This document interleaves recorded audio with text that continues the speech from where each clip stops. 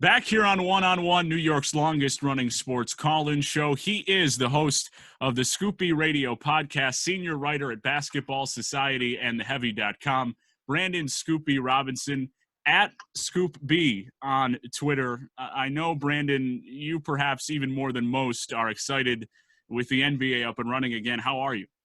I'm doing good, but I can't say that I didn't enjoy some time off if that existed.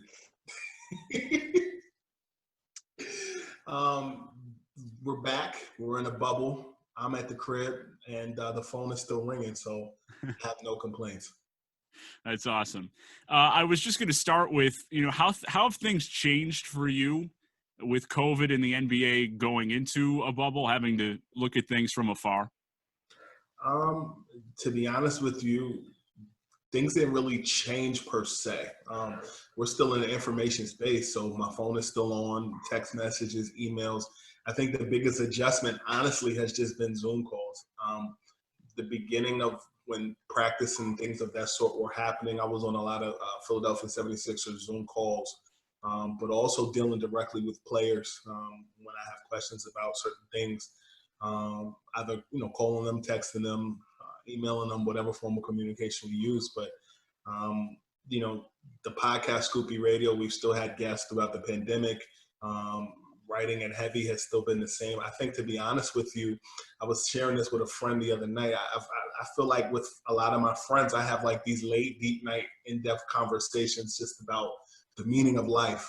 And one of the things that I related this to is kind of like college all over again. Like, you're literally turning in term papers, you have deadlines, and you are constantly getting feedback from editors.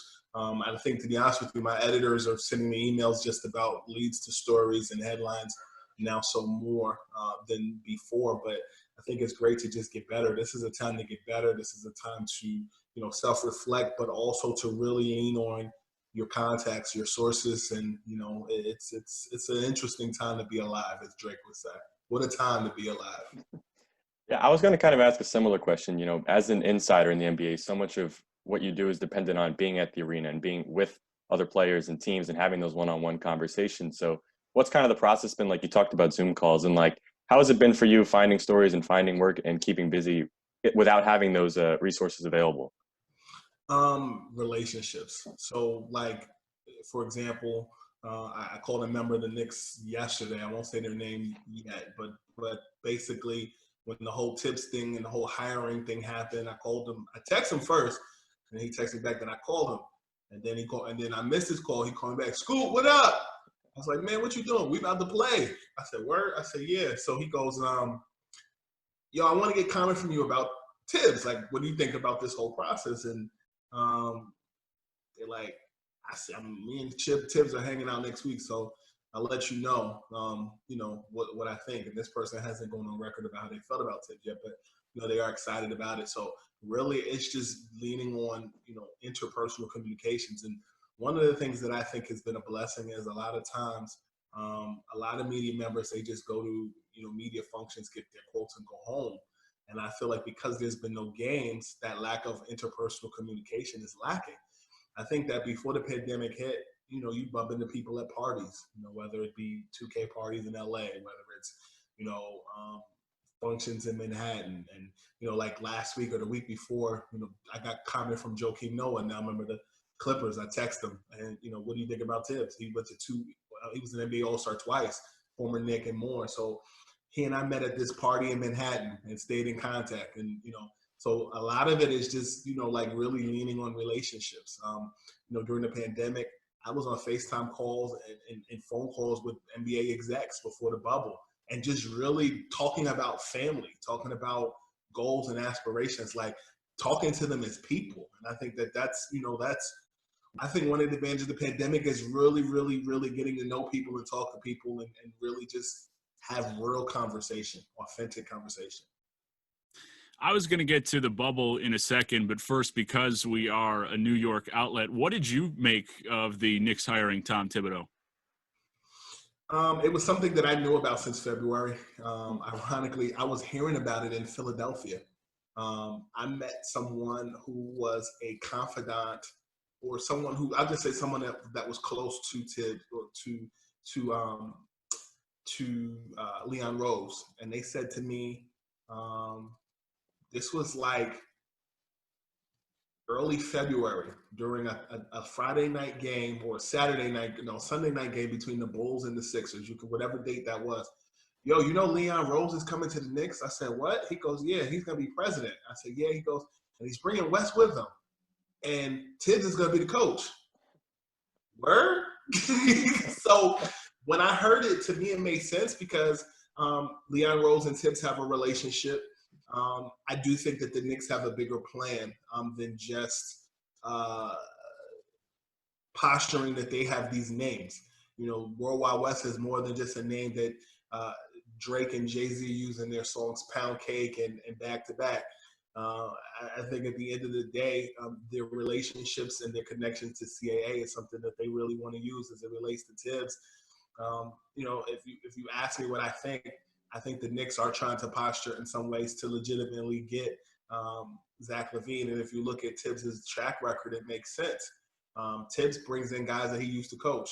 Zach LaVine used to be on the Minnesota Timberwolves. And, you know, you look at Karl Anthony Towns, a guy from Piscataway, New Jersey, who has ties to Leon Rose as a CAA agent, and Worldwide West, who was a top confidant to John Calipari, his former coach at Kentucky.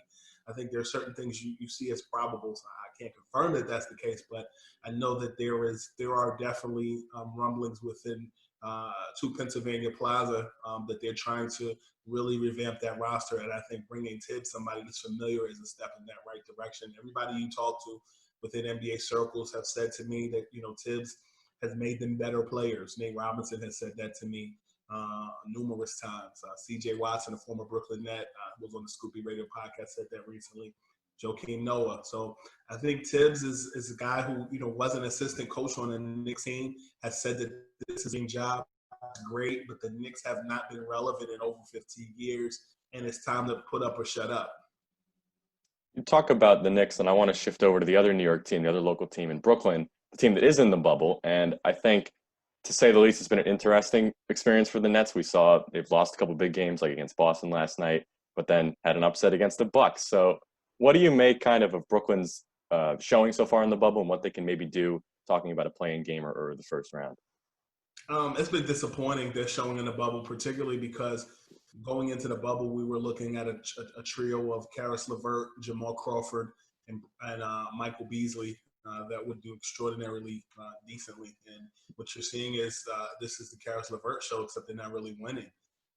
Jamal Crawford hurt his hamstring the other day. I spoke with Jamal a couple days ago, and you know, the day it happened, I said, "Man, I wishing you love and light." And you know, he said he's on the mend, and you know, we'll see what happens. But Karis LeVert, he's doing everything that we knew he would with added extended minutes, and I think he's making a case as to why maybe the Nets should not be so quick to trade him to potentially bring in Bradley Beal from the Washington Wizards.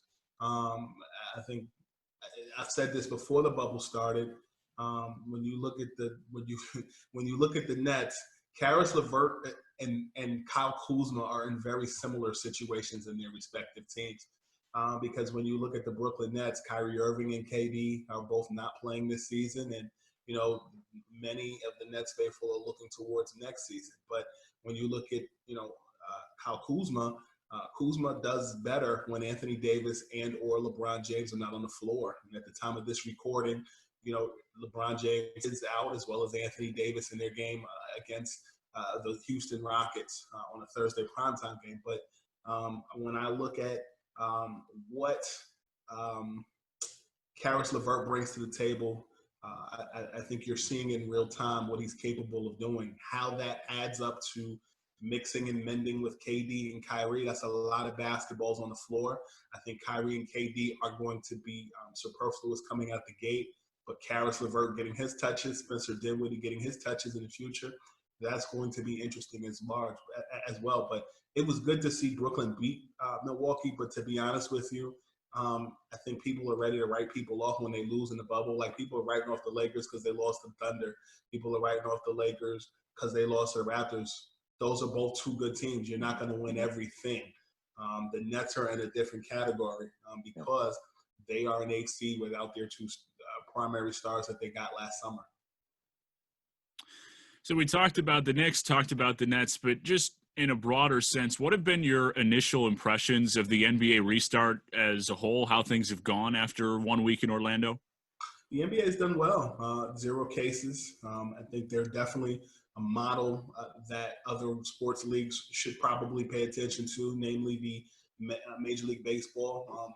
I feel like the NBA was the guinea pig. And, I've spoken to, NFL retired players who have marveled, who said before the bubble started that the Nets were the NBA was the case study on just what's going to be done, how it's going to be done. And then they come back and said, man, I'm impressed. Major League Baseball still has a COVID problem between the Marlins and other teams. And I think this is proving that this is the way to go for the immediate future. I've heard reports where, the world, or namely the United States of America, may not be back into, full function until 2024. So when you look at the fact that there may be a bubble next year, I think that shows you how serious COVID-19 is. But I do think that the NFL, you didn't ask this, but I'm going to say it. The NFL, I think I'm a little bit more nervous about 53-man roster, all these guys. I think the NFL and college football, as young folks say, should be canceled because you got so many more people that you got to put in a bubble. Like, I don't know how that's feasible. And I want to ask now about just one of the biggest stories, obviously, of the NBA's return has been the social justice aspect. We've seen that was something that was almost jeopardizing the season's return, and it became something that was very important were they to play. And you've covered a lot of things around the NBA when it comes to entertainment, lifestyle, politics, all these other issues that we've kind of seen intersect in the bubble. So what have you made of everything that's gone on, off the floor in terms of social justice in Orlando? Yeah, it's funny. I think as much as people are paying attention to what the players are saying, one of my favorite movies is Rush Hour 2. And I remember the scene in the movie where Chris Tucker told Jackie Chan, follow the rich white man with money. And I mean that respectfully. I say that to say I reached out to Mark Cuban and asked him his thoughts, owner of the Dallas Mavericks, on, social justice and the names on the back of the jersey. And, he thinks it was good for, conversation. He felt that it was good for, just to bring awareness to other things. The NBA just signed a pact of for 10 years of $30 million per year towards a foundation relating to African Americans and African American issues. And in addition to that, I also was fascinated by the NBA Players Association. I think many people confuse the player on the court versus the player who has a role within an organization. Michelle Roberts, obviously the director of the NBA Players Association. And then, you have Chris Paul, who was the president of the Players Association. Then you have 6 vice presidents, namely Kyrie Irving of the Brooklyn Nets, Andre Iguodala of the Miami Heat, Bismack Biyombo, CJ McCollum, and I'm missing a couple of others. I haven't had my afternoon coffee. But I did speak with Bismack Biyombo just about what it's been like during the pandemic to have these calls, these meetings with their peers. And he says that in talking to other people who have held prior roles within the Players Association, they don't envy, the current regime of presidents and vice presidents. And one of the things that he's 27 years old, but he's finding that, he is mentoring and ushering in the next generation of players who will take those roles. So you think of the John Morants, the Zion Williamsons and more. So it's just been a very busy time within the Players Association, and it's good to talk about these things outside of the confines of just who's playing, what place somebody's in, and more, because I think people lose sight of how much planning it took, to actually create a bubble and the agreements that both the Players Association as well as the NBA had. I don't know if many people realize this, but if the NBA did not resume, they would lose $2 billion. And that would have an effect on the collective bargaining agreement next year. The CBA was already going to go down next year because of things relating to China. And so if the players didn't play this year, it would be a very interesting dichotomy there. So, hey, person in the back. But the sign on the door doesn't work sometimes. I try. No, it's all good. I don't want to ramble, but there's a lot of things that I learned during the pandemic, just about the way the league and the Players Association works. It's certainly an important conversation that you need to keep at the forefront, and I personally think the NBA has done a very good job at doing that. So as we transition to what's gone on the court, which is also a big aspect of this, there's a tight battle for the 8th seed in the West. You got 5 teams within 3 games of Memphis who currently hold the final playoff spot. In your estimation, which team has the best chance at making the playoffs of that group in the West? Portland Trail Blazers. Why is that? Because I think that the Portland Trail Blazers dealt with a lot even before the season started this year. You go back to last season, this was a team that was in the Western Conference Finals against the Golden State Warriors. Damian Lillard, you know what he brings to the table. When you look at CJ McCollum, you know what he brings to the table. When you started the season last year, or this season, Damian was hurt. It's interesting. I spent some time with Damian out in LA back in September. And he talked about Hassan Whiteside. And he felt that this would really be his year because he was in a contract year. And Hassan is kind of spoiled because, in a sense, he's got 3 other big men that can help him out and give him some rest and do what he needs to do. But I think what gets lost in the translation is the fact that people were ready to write off Carmelo Anthony. And he proved the other night why he's not washed. Hit a dagger against his former team, Houston Rockets. Mind you, a team that left him for dead. I see these memes on Instagram about Melo apology form that people need to sign. Melo has been playing exceptionally well. Was the NBA's Player of the Month, Western Conference Player of the Month back in November, and has proven why you should stay Melo at all times. Played well. So when you mix in a healthy CJ McCollum, a healthy Damian Lillard, Carmelo Anthony, as well as a healthy use of Nurkic, who's been on the men and now playing and in the starting lineup. I think they're all as well in Portland under head coach Terry Stotts. But I have some questions, and as from a personnel perspective, I like their starting lineup. Their bench causes some concern, namely because I think that the Portland Trail Blazers match up quite well in the first round, assuming they are an 8th seed against the Los Angeles Lakers. But they're missing their defensive stopper in Trevor Ariza. I have heard in recent days that Damian Lillard is trying to get Trevor to come to the bubble to potentially play. And I think that if that happens, Portland is in a good position because Trevor Ariza is nothing new under the sun. And as Lauryn Hill would say, everything is everything. I think there's a chance that defensively Trevor Ariza could match up well defensively against LeBron James. So if that happens, Houston, we have a problem. I definitely can't disagree with that. And I want to shift over to the East because I think we all know Milwaukee's the 1 seed, Milwaukee's the favorite, but I think there's a lot of people, myself included, that aren't entirely sold on them. So I want to get your thoughts. Do you think Milwaukee will be the team in the finals, or are you choosing someone else? I think that they will, but I thought the team that would cause problems for them is the Philadelphia 76ers. And, they're dealing with injuries right now with Ben Simmons' kneecap. So I am a little concerned about that at this point, particularly because this was a team that many people in their preseason polls, some experts felt that the Sixers would be that team that could really excel. I like the fact that Philadelphia moved Ben Simmons to the 4th spot, that you got Shake Milton playing the point guard spot.